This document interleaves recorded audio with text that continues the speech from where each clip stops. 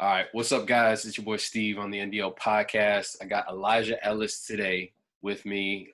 He's one of my former players. I just coached him last year. He's currently at Eastern Mennonite University down in VA. Had a good freshman year. He wants to do better, obviously. He's doing his thing. To be honest, and I'll talk about a lot of other things that he's kind of went through and he's done in terms of his growth. But how you doing, bro? Man, I'm good, man. Just staying in the gym, just working, staying at it, getting ready for the next season. Yeah. So what you been up to with this whole pandemic thing? I know I've been asking everybody this question because it's difficult to do stuff right now and stay motivated and stay positive during such a tough time. So what have you been up to? I really just been working, and like I said, I just been staying in the gym. Got a little private gym that is open from a certain certain times that we pick or whatever, and also just do little workouts while I'm at the house just to stay busy, so I won't just be sitting around bored. You know what I mean? Yeah. That's still better than what you had to deal with at Fort Union. So yeah, Yeah. yeah, we'll get into that. But yeah. So I just wanted to get you on. Obviously you're from a different area of the country. We talked to Taman, who's your former teammate, and obviously one of your best friends. Last week. So I wanted to get you on this week to tell your story, tell your journey. And basically, yeah, go from there. When did you start playing ball? When did you fall in love with it? And then go from there and how you took the game, where did the game take you? Yeah. Well, I started playing basketball I'd probably say when I was 7, but I didn't really start taking it serious until like around high school. So like, I played all the way up to middle school, made the middle school team, played, and then I didn't play my ninth grade year, because I didn't have a physical and I was too late. So I just stayed out a year. So I just did marching band that year or whatever. Then I ended up transferring to Richmond and went to Henrico High School where Taman went to. And I tried out for JV. Unfortunately, I got cut or whatever. So that just gave me motivation to just stay in the gym. That's why I really actually like continued to like actually started to taking it serious, and I actually like really fell in love with it because like when I got cut, anybody, if you get cut, it just puts you in like this certain like motivation where it's like, man, like I gotta make it next year, like.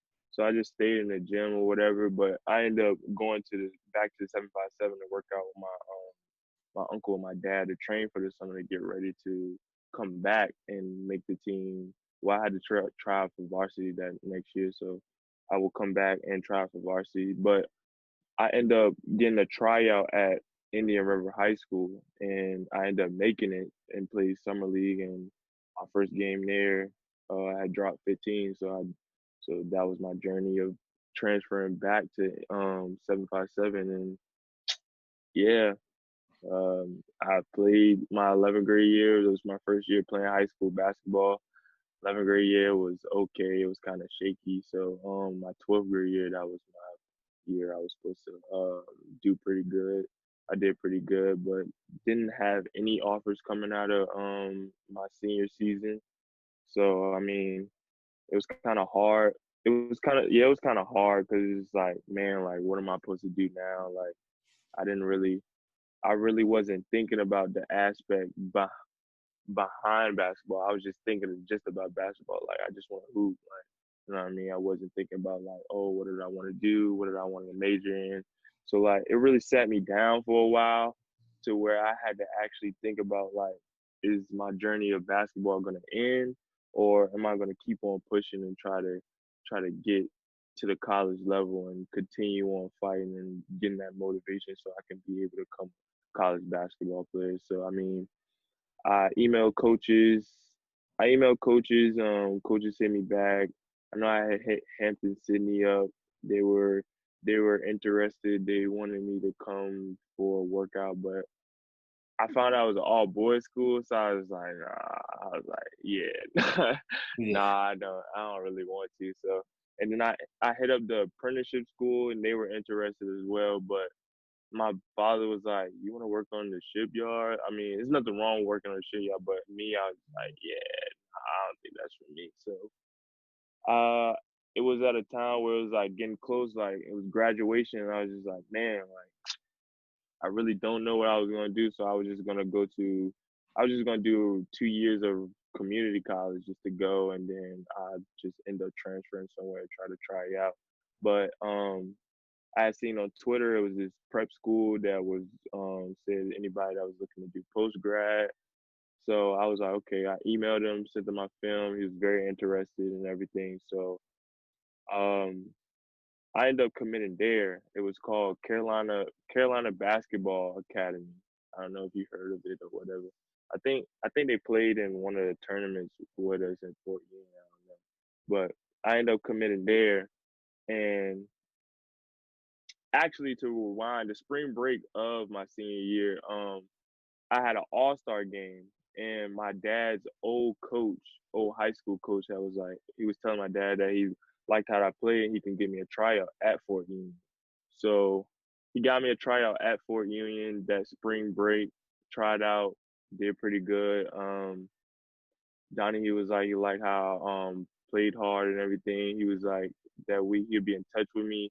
He was like, if I wanted to come back for just to come back, I could. So I had went on a Tuesday, I remember, and I went back for 2 more workouts just to go, and I did pretty good. So I was waiting for Donnie to hit me back, and unfortunately, he called me. He was like, "Hey, I'm gonna go another route. You know what I mean? But I'm still gonna keep you in mind if anything opens."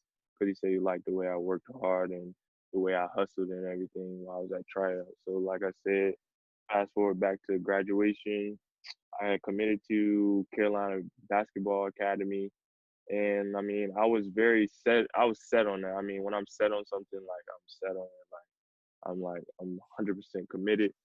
In the middle of like probably like the end of June, beginning of July, my parents hit me up. They was just like, "Hey, like, um, Coach Donahue called us. He said that he has an opening for you. Like, we really think this would be a good opportunity." But I was just like, man, like I'm committed to the prep school. I was just 100% on that. Plus, I was just like, I'm trying to keep my phone. I don't really like want to give it up.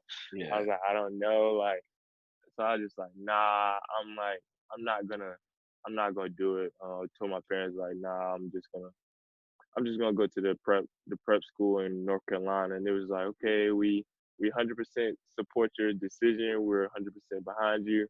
Next morning, I get a text. We decided for you, you're going to Fort Union. I was just like, all right, okay. I was just like, I wasn't really too fond of the decision. I was kind of upset because it's just like, man, like you guys told me that like y'all was 100% behind me, then y'all choose for me. So I mean, I had to deal with it. So I mean, um, I ended up going to the week camp, the week basketball camp. That's where I met David, O'Neal, JB, and Tariq. I already knew Taman, so that's why I met everybody. And I mean, I had good vibes from everybody from the beginning. I mean, I think that was pretty good that we got to do that week camp because like coming in, like you don't want to go into like a team where I mean you really don't know. So I mean, it gave us a certain amount of time to actually connect with each other. So I mean, we got the Fort Union, and yeah, just everything just came into one really. I mean, I Yeah. wasn't when I first came. I mean, I was just like, dang, like I don't know if I like this. I really don't. Yeah, no, I like so I mean, I just want to cut in here and but and then I'll let you continue telling your story at Fork Union, but so I mean, I think I briefly touched about it. If you guys haven't watched the previous podcast with Taman, we talked a little bit about Fork Union, just but a quick reminder, Fork Union's an all boys military school, no cell phones. Obviously there's no girls, so it's and especially in this day and age, social media and stuff, it's just really difficult, I think, for a young man to be able to do that. So it takes a special person who's dedicated to their cause for about 8 was it like 7 to 9 months, depending on the situation, um, to be all in, locked in on their goal, and and which is using basketball as a tool to be able to get to the next level, wherever that level the coaches may be. I'll talk about, hopefully I'll be able to talk about it in another episode about me coaching and my experiences coaching. But it's a place for someone to try to turn things around in their favor, not guaranteeing a scholarship per se at any school, but you're guaranteed exposure to so many schools, one, and then two, like, you're playing top-notch level competition. And I can say, we play guys that go ACC, that go beyond, and to different bunch of division one schools. So, but yeah, go ahead. So let's talk about your initial journey at Fork Union. Tell obviously, just share what you can share. You don't want to shy anybody away. I think whoever gets to watch this and they're seriously considering a fifth year, it's a place to help you kind of get ready mentally and physically for college. But anyway, go ahead. Yeah, me and Tamon was just talking to some guy. We had went to this hooping session. We was talking to some dude. I guess he committed to 4 years, or he was considering. He was just like, he was asking us about it. So we was directing him into there because it's a good opportunity. But I mean, I got to Fort Union. I mean, to be honest, I really didn't know what to expect. All I was just hearing, like, my dad was telling me, like, yeah, like, it's gonna be a great opportunity, you know what I mean? Be able to get give you an opportunity to get a college offer, you know what I mean? So I mean, when I got there, I didn't have my mindset was just like, man, like, I still was upset as my parents for, like, deciding for me. So I really didn't. I went into a mindset in there like, okay, I'm coming in here with trying to get a college offer, you know what I mean, to be able to go ahead and play college ball. But at the same time, I was just like, man, like, I really don't want to be here, you know what I mean? So it's just like, it was kind of like a 50-50 thing. Like, I was kind of like, okay, like, we're going to work hard. But at the same time, I still had an attitude where it's just like, man, like, I don't want to really be here. So it's just like, when we first got there, they did this new thing where it's just like, no computers or no phone. They can't cut the phones over 2 weeks. So it's just like, dang, like, I can't call my parents. I can't watch no TV. So I mean, I think that was a good opportunity for us to actually that they did that, because we actually, like, got to, like, bond with each other and actually got to know different people from all over the world. So I mean, I feel like Fort Union was a great opportunity for me. You know what I mean? Like, the first couple of months, we had, like, coaches night. It didn't go as well. I don't think any of my coaches night went as well, because I mean, I seen all my teammates, getting talked to by coaches. You know what I mean? And every night I wasn't getting talked to by a coach. So it was kind of like, what's the word that I'm looking for? I mean, it was kind of like, I wouldn't say it was like depression, but it was like, it gave me that fire to keep working hard, but at the same time, it'd be like, dang, like, when is my time gonna come? Like, I just was like, I asked God, I was just like, man, like, when is my time gonna come? Like, when is the coach gonna talk to me? Like, is this really my sport? Like, do I really want to do this? Like, do I really want to keep going through this? Like, because it's like, if you, like, see everybody, like, you know what I mean, getting talked to a coach and nobody's talking to you, it's gonna be a time where you're just gonna question yourself. So it was at a time where I was questioning myself. But I feel like it was I think after, like, Thanksgiving break, after the Connecticut showcase that we went to, I feel like I just came back with like a fire, and I just was just like, all right, I'm just gonna put it all in God's hands. I'm gonna let him do his work, and I'm gonna just hoop. I'm gonna just stay in the gym. You know what I mean? I'm gonna stay in the weight room because I mean I was pretty undersized for my height. I was coming in. I was 6'3", 142 pounds, very small, very frail. You know what I mean? My after pictures was very great. You know what I mean? But when I first came, it's horrible. I looked anorexic. Yeah. I mean, Yeah. so I mean, like, but yeah, when we came back after Thanksgiving break, I was just gonna keep it in God's hand. I'm just hoop, go out here, work hard every day. Donahue, great coach. I love that coach. Is one of the coaches in my life that pushed me every single day, and you've seen it. You've seen it firsthand. He pushed me. He was always on me. Never wasn't on me. It was always Ellis, Ellis, Ellis, Ellis. You know what I mean? So like, I really thank him for that. So yeah. Going through the rest of the year after Thanksgiving break, I was emailing coaches. I would email coaches every day during CQ when I wasn't supposed to.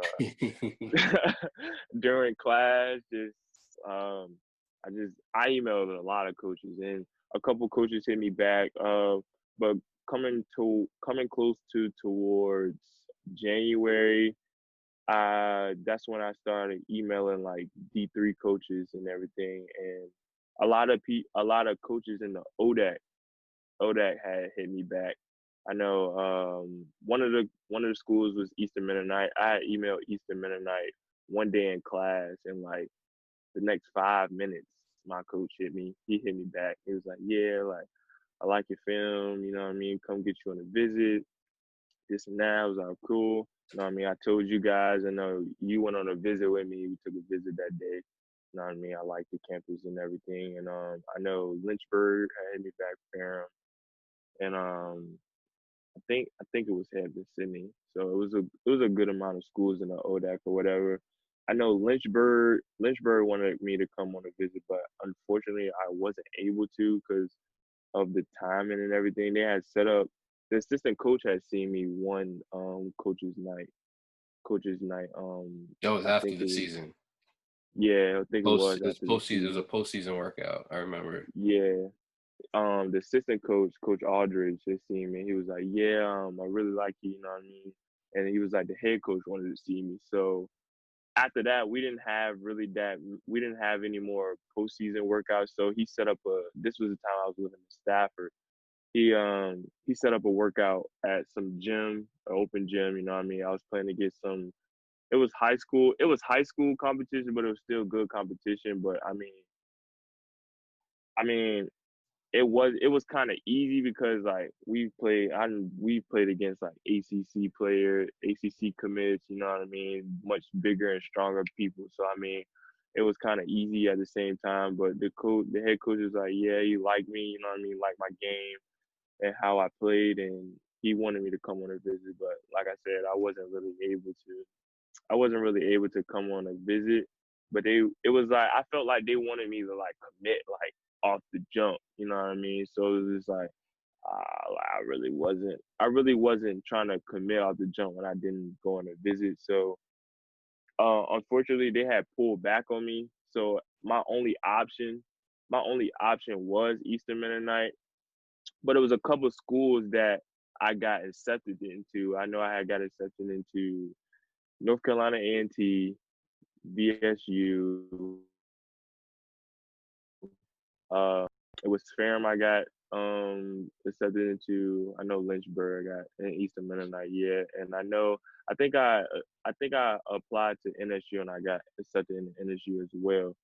So I mean, I really didn't know going towards like trying to commit. I mean, you guys was asking me like, yeah, like you gonna commit to Eastern Mennonite, and I was just like, I really don't like. I was at a point where I was like, I don't know, because like I wanted to go to North Carolina A&T. I wasn't. I was thinking about basketball, but at the same time, I wasn't. I was thinking about school aspect as well because of what I wanted to do. Because they have a good my major is computer engineering, so they have a good computer engineering program.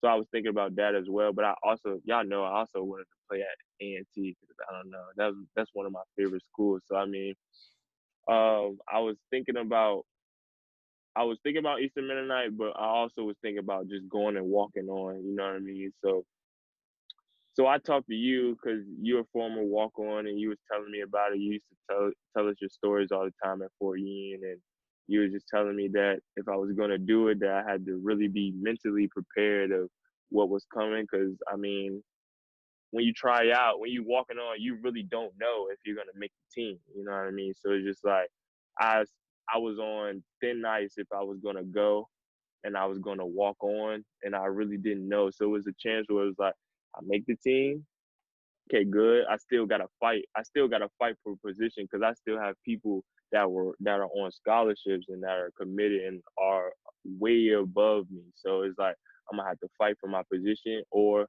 I don't make it, and then I become a regular student, and then I'll just have to work hard and try out next year. So I mean, I talked to you, and then Donahue had called me. We had a nice long conversation. So um April 13th, I committed to Eastern Mennonite. That's when I committed. I chose just to go to Eastern Mennonite.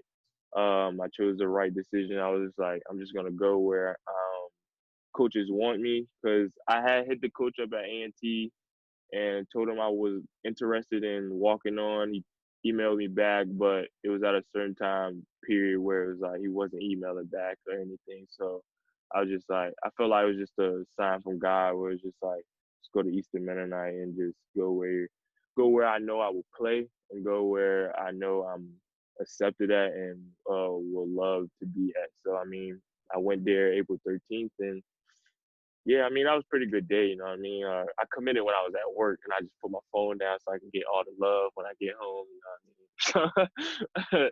Yeah. Yeah, so No, and then the thing is here, it's just like what Elijah's not, he can't really speak on. It was just his growth. Like for me as a coach watching him, that from where he was, and I only met him from that for basically a couple, like that 6 to 8 month period. So he went from, highly emotional. So like when he talked about how he was upset with his parents making that decision, it kind of showed on the court at the beginning.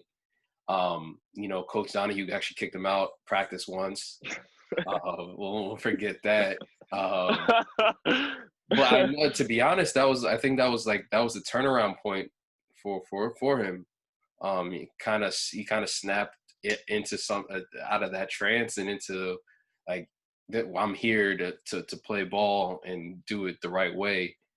And Donahue and I, agreed about it. Just you were the person. If we had a most improved player, you'd be that most improved. So Ellis is an example of a late bloomer. It's never too late. You just maybe need that extra year, or you just got to put in the work. That things can happen. And the other thing too, what he didn't really talk about. Oh man, we're running out of time. But was that he was another one of the players that just was thinking scholarship too. And then obviously towards the end of the year, he obviously just talked about being a walk-on or a D3 player.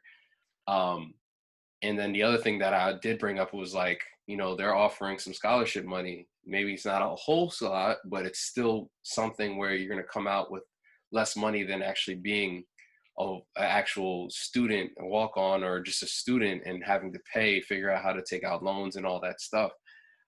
So it was very important that, he was able to sit down, digest that, and make that decision. And the other thing, I think he just had a lot of, people that cared about him in his corner, which helps. But like at the end of the day, it was his decision. So, I'm just happy. I thought, he made a great decision. Coach Felix, I still like, he's a really good coach, really good guy. Really loved Elijah and how he played, his personality.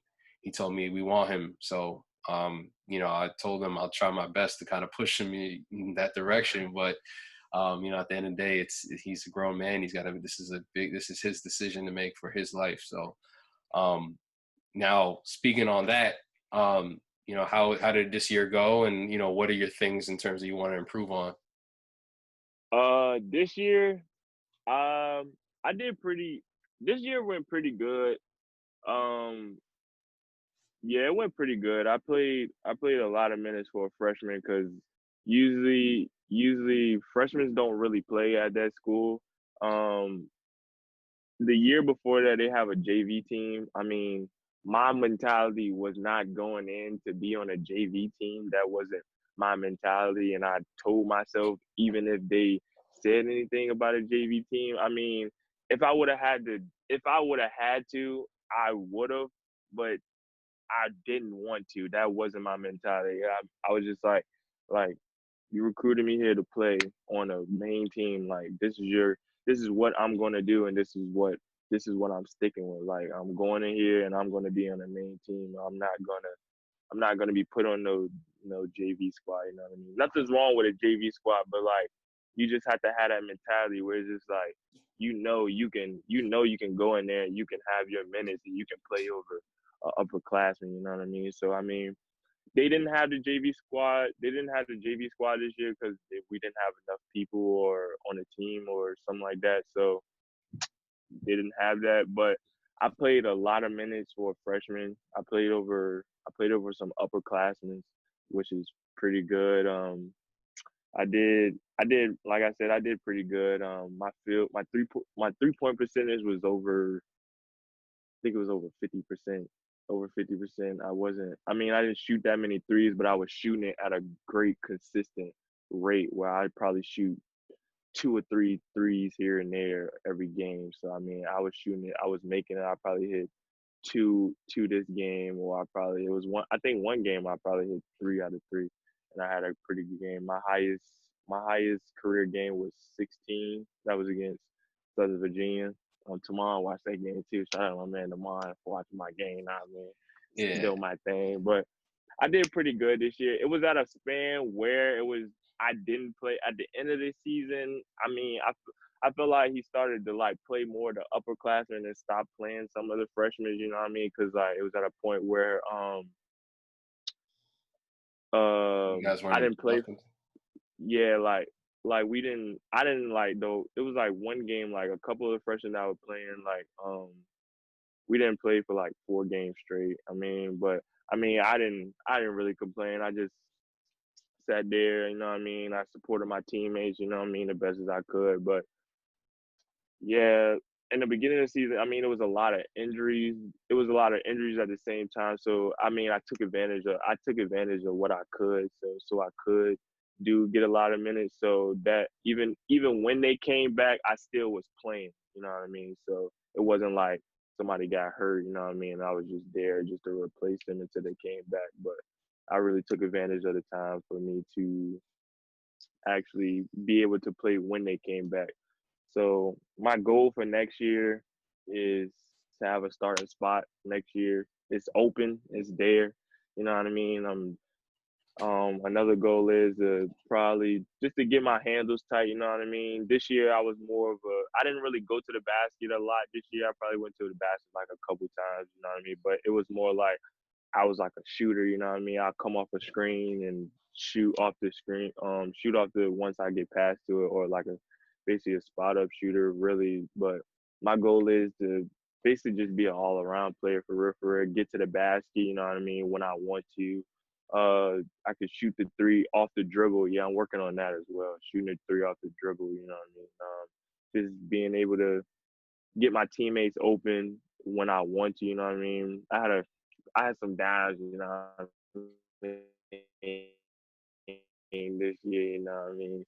I'm good with it, but I just want to be able to, like I said, all around player, get to the basket, shoot off the dribble, shoot it at a great rate, you know what I mean? And you know what I mean? My goal is player of the year.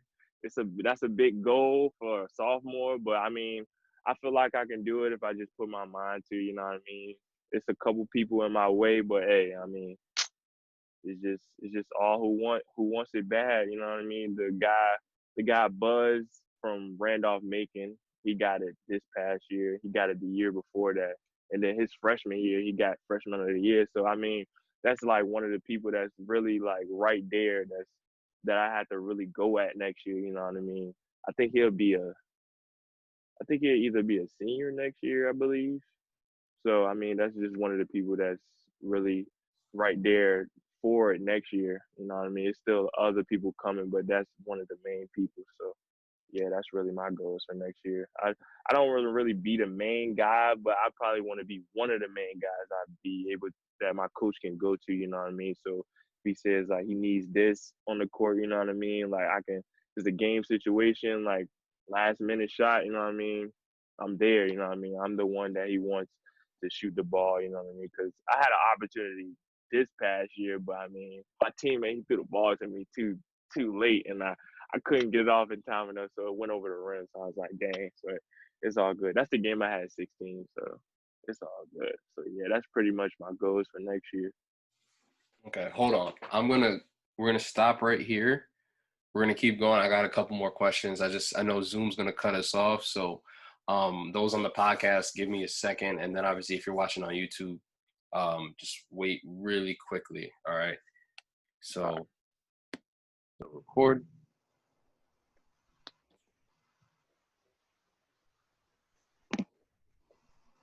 And we're back. So sorry about that. Zoom obviously has 40-minute free period, and yeah, so we ran out of time. But yeah, we were just talking about Elijah's goals for next year, and I kind of wanted to be able to ask a couple more questions before we get cut off there. So now long term, what are your goals in terms with basketball, or with your education, or what's the next move? Long term is, I mean, trying to get overseas to play overseas. You know what I mean? But if all else fails, I mean, I still have my major, computer engineering. I know I'm gonna be taking some internships my junior and senior years, so I can get ahead. So if I'm not able to go overseas, I still have a job to fall back on in my with computer engineering because it's a good field for me and it makes a lot of money. So that's what I like to do. That makes sense. I like it. Now, obviously, I tell this all the time, like people don't understand how hard it is to become a pro. And the best thing that you can do right now for yourself, when you get there, is you got to take advantage every day. You got to really grind like you're a pro, right? You got to grind like you're Steph Curry or LeBron or KD. You got to take care of your body, because your mind and your body is your tool. It's your money maker, right? Whether it's sports or just life in general, you got to be able to fuel it properly. So keep that in mind. And then obviously you got to help your team win and produce, right? So I'm not saying you got to, put up 20 points, but you got to do something to help your team win in terms of, and the more your team wins, the more recognition you guys get, which then leads to individual success, in my opinion, right? You see it happen all the time. In the NCAA tournament, like a mid-major school comes out of nowhere. There's one or two players that do really well, and then boom, they're considered for the NBA draft. So I think it happens on the same level for Division II, Division III, JUCOs, whatever. If their goal is to be a pro hooper, you just got to make sure you're winning, right? The more you win, that's on your resume. And that agents like that, they like winners. And then if you produce, like you said, you shot it at a good clip, right? Now you're going to slowly probably see you get more minutes. So now you got to figure out how to, like you said, add to your game, be able to drive and dish within the system, because overseas is there's ISO basketball, but it's more system, like a college game, just at a higher level, where you got to be able to create your offense off the offense, right? You got to be able to go one-on-one in a pick and roll, right? And you got to score. If you don't score, it's not a good look, but it's all about you having that edge and that motivation to try to win, and I think you're doing it. You're surrounding yourself with people who have similar goals. And that's really important, right? You want to make sure your circle, that inner circle are people who are just as motivated as you, if not more. That way you have something to strive to get to always, you know? So that's something I always consider. But now, what else do you like to do in your free time? I really just, I mean, since I work, I mean, I work at UPS. I work from either 7 to 3:30 in the morning, or 6 to 3:30 in the morning. Sometimes either 9:30 at night to 3 in the morning. So I mean, I just be sleep. If I got time to sleep, I sleep, or I just be playing a game. I be playing 2K for real, or like Fortnite or Call of Duty. That's pretty much it. I mean, I don't really be doing nothing for real. I'm a homebody, so. Or if I got time to spend with my girl, I go spend with my girl. So. P4 or Xbox? P4. That's the way to go, man. Yeah, that's what I like to hear. You gotta go P4. I gotta add you. I'm mad I don't got you. Forgot. Talking Oh about yeah. those times when you guys came to my room for 4th Uni, you guys weren't supposed to be there, but you guys played some video games and stuff. But yeah, then let's do this. What do you think about, how about this? What do you think about the NBA going to a round robin playoff system? So like regardless of conference, top 16 teams. Do you like that? What's your thoughts about that? I don't know. I don't know. I think they should just go back to how it was, because I mean it gives other teams, because I mean you got organizations that might not be that good, you know what I mean, but it still gives them an opportunity at a chance to either try to make the playoffs or even try to even get there, you know what I mean? Just the top 16 teams, you know what I mean? That's kind of not fair for everybody else, you know what I mean? So I mean, Yeah. I feel like it should keep it the same, because it gives everybody an opportunity to fight for a spot in the playoffs. And then so who's your NBA, who's your favorite NBA team? My favorite NBA team, I mean, I don't really got an NBA team like that, you know what I mean? Because, you know, you'll say like, yeah, I'm a Lakers fan. You're like, oh, you only like LeBron, you know what I mean? I mean, I got a couple favorite players for real, but I don't really got a team. I just be watching everybody. So who are your top 3 players that you watch, that you try to like study from? Um, one is Brandon Ingram, because I mean, he's about my type of frame when he got into the NBA, you know, when he was at Duke and everything, but he's a little bit more taller and longer. I look at him.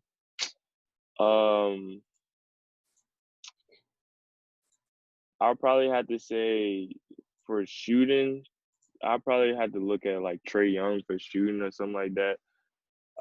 And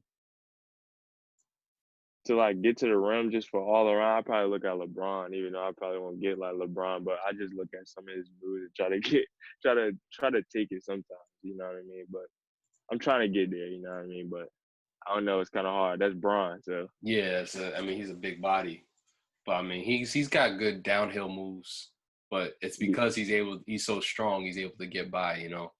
Yeah. Now let's say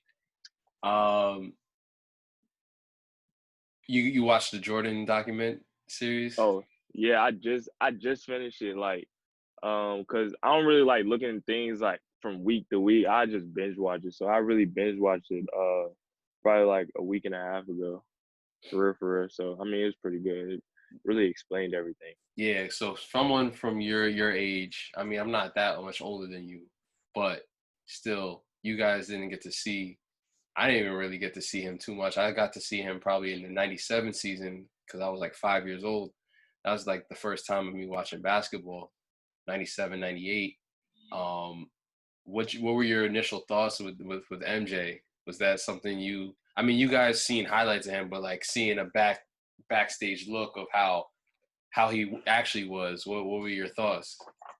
I think it was kind of crazy, because it's like you don't really see that from what you're just seeing from online or clips from like YouTube or something like that. So it really gave me an image of like oh, like who MJ really is. I mean, he's still a great person, still one of the best NBA players in the world, you know what I mean? But it's just like now from the things they're saying about LeBron, you know what I mean, talking about like certain teams. I mean, you got MJ saying like, "Oh, I'm not playing on the team if Isaiah's on that team." So it's just like it really shows like a person's like true color. But at the same time, I mean, he was one of the best in the league. So I mean, he had some leeway, you know, and it also was a lot of stuff that he was dealing with the public, you know what I mean, with everything going on, and then he had his dad. So I mean,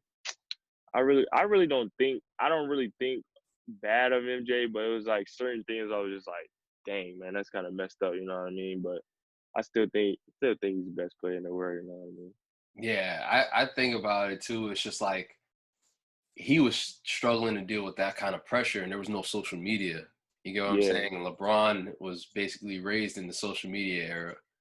It's kind of yeah, like, being scrutinized, but at the same time, it's just like, LeBron is a big, global icon, right? yeah, But you got to, I always think about like this too, like nobody was like MJ. There wasn't like, now you got like soccer players that are just as big. You get what I'm saying? yeah, But like MJ was the guy for like anything, like anybody. So like his moves were like really really watched, and it's just people. I think people gotta respect that too. You know, in that sense, rest in peace to Kobe. But like Kobe, he was big, yeah, and like he was huge in China. Like he was like one of the first people to go over there and make like a market. Now you see everybody going there, from Steph to Dwayne. Dwayne Wade's he's signed over there, right?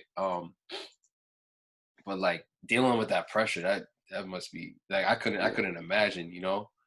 just everything you Paparazzi do. everywhere, just Yeah, like everything you do, like I think people would think they like the idea of living like that, but when you got to deal with it every day, and then you got a family, I yeah, think it might get too much. yeah. That's me. Man couldn't even gamble, and they made it to a Without whole everybody saying it's like yeah, they're like, oh, that's a problem. Like, what? He can't have fun, you know? yeah.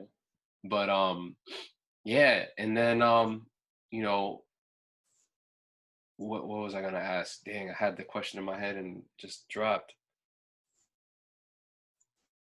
Okay, so yeah, here it is. All right, so you got who, if in today's NBA, last second shot, who you giving the ball to? Bron. You give it to I'm Bron? I'm giving it to Bron. I'm gi- Oh, I'm giving it to Bron, man. I got faith in Bron. you got faith in Bron. Oh man, I don't know. Whew. Yeah, that's a tough for me. That's a tough one. The only person I honestly trust wholeheartedly outside of Kobe and MJ would probably be a healthy Kevin Durant. A healthy Kevin Durant. Ah, yeah, I give it to you. Yeah, healthy Kevin Like a Durant. healthy Kevin Durant, like he can get his shot off against whoever he wants. He can make a move. He's a little shifty. You know, um, I'll give LeBron can get his shot off over anybody, but If not Bron. So you saying like with Kobe and MJ in it no, as no, no, well? no, no, no. I'm saying Oh, today, like today's NBA, whoever's playing. That's why so I if said not that. if not Bron, I give it to Kyrie. I could see that. I can give it to Kyrie. Kyrie can create something out of nothing. That's crazy too. Thinking about that. Yeah. How about this? Here's my last question I want to ask you with NBA. Who would you take? Um, Actually, there's three players here. Who would you rather take to start a franchise? Luka, Trae Young, or Jason Tatum? Mm. Oh, that's tough. Tatum. You'll take Jason Tatum? I'll take Jason Tatum. Yeah, that is a tough one. I've seen questions like these all over. Like people don't have nothing to do, so they ask all these random questions, and it's just like it's tough because those are three really good young players. Like Yeah. Luka is going to turn 19 or 20. I think he's going to turn 20. And then Trae Young's about same age, 20, 21. And then Tatum's what, 22, 23. So it's just like Yeah. being an elite player at a young age is tough. You know, same thing, you know, all eyes on you and what you do. So, but yeah, I mean, is there anything else you wanted to share with your story? How about this? I forgot to ask you this question. This is the last question. If you had to give your younger self advice, so let's say you were like an 8th grade or 9th grade in high school, what would you tell yourself?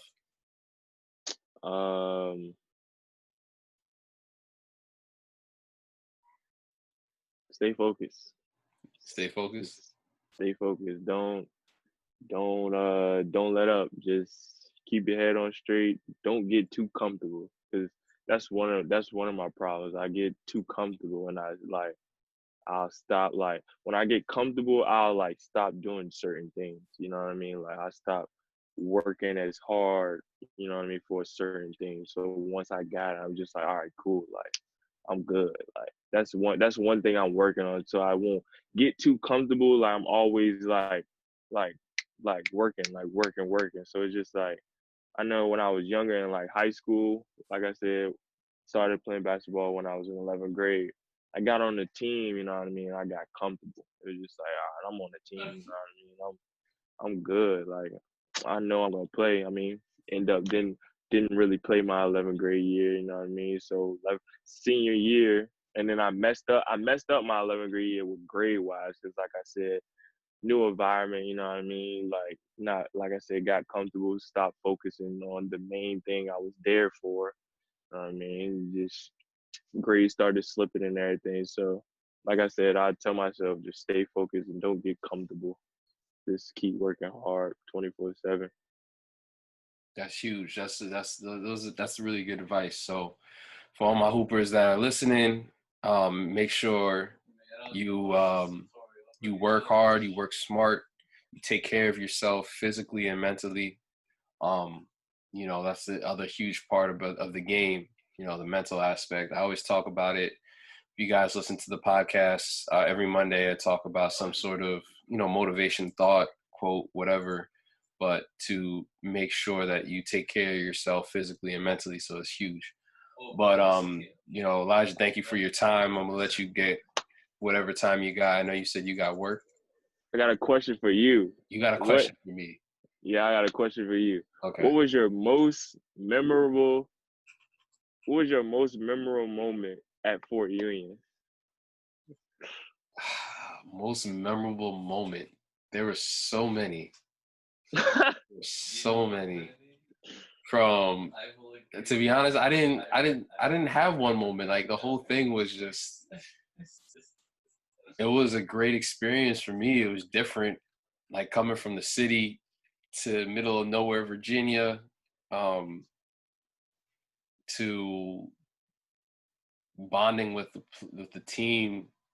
Used to eat lunch with you and dinner with you guys every night for God knows, for every day.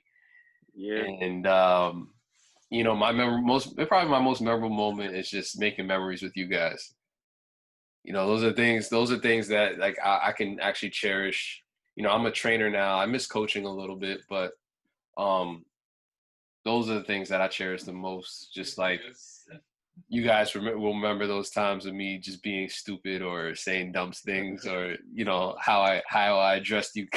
Actually, bringing this up was maybe when I spazzed on you guys in the locker room. Hargrave game. The Hargrave game, I spazzed, and I threw stuff, and I accidentally cursed, and I apologized to Coach Don.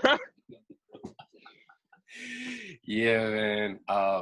For those who don't know, Coach Donahue he gets angry, but he never curses. It's one of his principles, and you know, I crossed that line, and I saw mid mid yelling at the team, I apologized to Coach Donahue. And, sorry, Coach Donahue. But that was probably one of the funniest moments I have and I can remember. But that was a time. That was one time to be alive, man. When we didn't have COVID-19. Yeah. But yeah, man. So I'm gonna let you go. I know you said you got work later. I'm gonna let you relax for whatever time you got. We'll definitely obviously stay in contact. And then obviously thank you for the listeners, the viewers. This is gonna be on YouTube, SoundCloud, Spotify, Apple Podcast. And yeah, so if you want a protein shake, I got a plant-based protein shake, Orgain. If you type in on the checkout, you get 30% off. NDO Training Steve. You get 30% off. So just be on the lookout for that. Appreciate that if you use that code. But other than that, man, Elijah, it's always good catching up. We'll definitely be in touch. If you need any help, let me know. And Sure. Keep grinding, man. All right. All right, peace. Thanks for having me, man. No days off, fellas.